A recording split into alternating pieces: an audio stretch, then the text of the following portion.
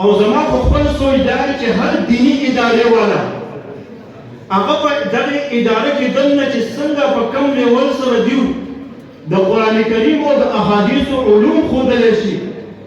نو دغه شانتې الحمدلله په دې علماو کې دا یو صلاحیت موجود دی چې د دې ادارې او د دې چت لاندې دیو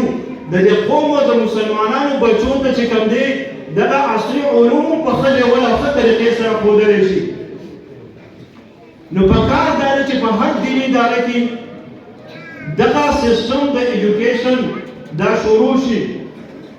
او په دې کې وجه څه ده